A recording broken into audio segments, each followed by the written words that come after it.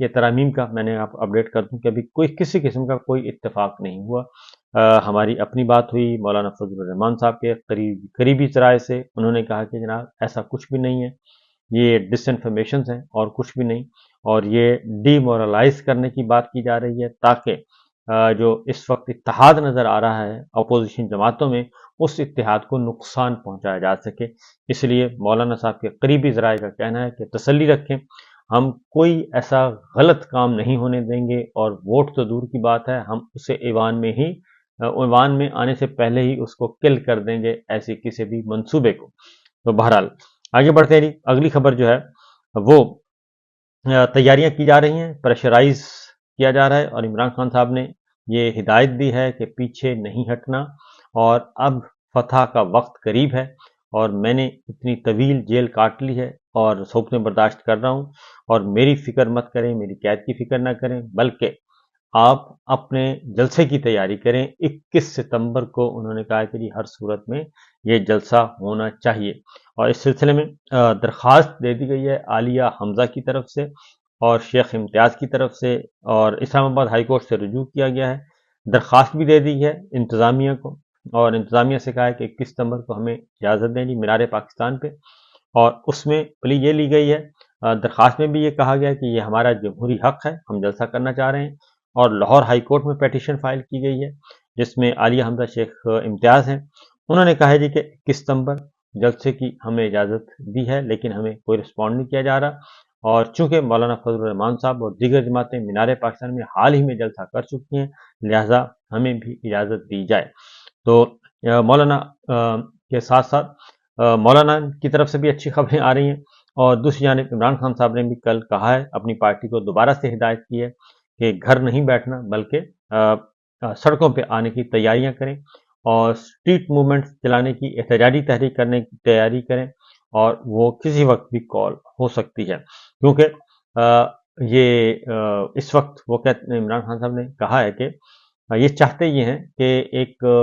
Federal court, جعلی court بنائیں ایک اور کینگرو کورٹ کی طرح، اور ان سے یہ ٹھپا لگوائیں الیکشن 2022 پہ، الیکشن 2024 پہ، کہ جناب یہ بالکل فیئر فری ہوئے تھے، ایمانداری کے ساتھ ہوئے، اور یہ رزلٹ بھی صحیح ہے۔ اس لیے ان کو پتہ ہے کہ جیسے ہی قاضی صاحب جائیں گے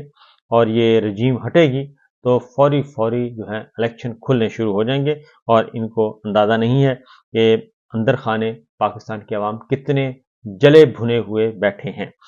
اس کے بعد جی اگلے جو ہے ترامیم کے خلاف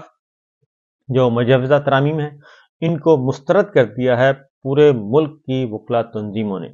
اس میں Lahore bar council, Punjab bar council, اور لاہور ہائی کورٹ بار ایسوسی ایشن، اور اس کے ساتھ کراچی بار کی طرف سے، سندھ بار کی طرف سے، اور سکھر بار کی طرف سے، ملتان بار کی طرف سے، ایبٹ آباد بار کی طرف سے، اس کے ساتھ ساتھ خیبر پختونخوا بار کونسل کی طرف سے، اور سپریم کورٹ بار ایسوسی ایشن کی طرف سے، پاکستان بار کونسل کی طرف سے، تمام تنظیموں نے اس کو انفرادی طور پہ کر دیا ہے جی، ترامیم کو مسترد کر دیا ہے۔ اور دوسرا، ترامیم کے ساتھ ساتھ انہوں نے کہا ہے کہ سوال ہی پیدا نہیں ہوتا کہ ہم سپریم کورٹ کے اوپر ایک اور عدالت کو قبول کریں گے، اور وہ عدالت کون قائم کرے گا، ججز کا انتخاب کون کرے گا، اور وہ کریں گے جی شہباز شریف صاحب اور زرداری صاحب۔ تو انہوں نے کہا ہے کہ یہ ممکن نہیں ہے، ہم یہ قبول نہیں کریں گے، یہ سیدھا عدلیہ کی آزادی، خود مختاری پہ حملہ،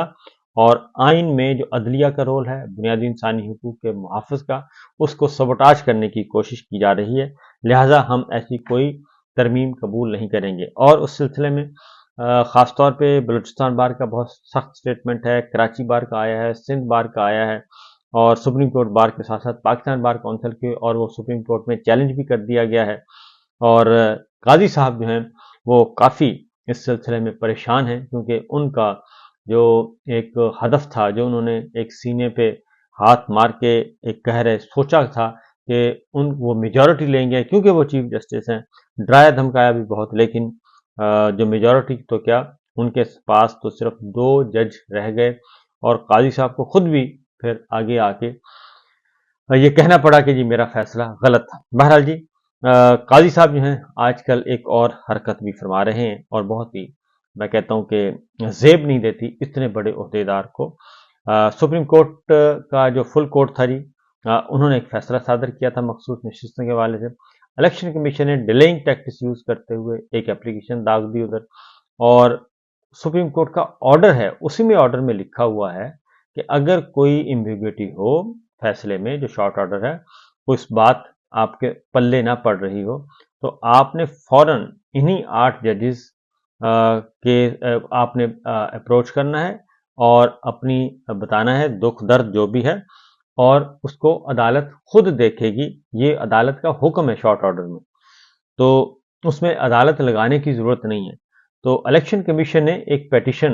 एक दरख्वास्त दायर की कि जी ये मसाइल आ रहे हैं हमें, तो ये आपका जो फैसला है वो वाज़े नहीं है।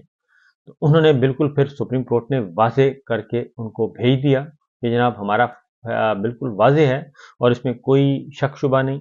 और पाकिस्तान तहरीक इंसाफ पार्टी थी है इलेक्शन कमीशन के रिकॉर्ड के मुताबिक, और मखसूस नशिस्तें आप हवाले करें पाकिस्तान तहरीक इंसाफ को और मुकम्मल जस्टिस फराहम करें, ये उन्होंने ऑर्डर कर दिया था।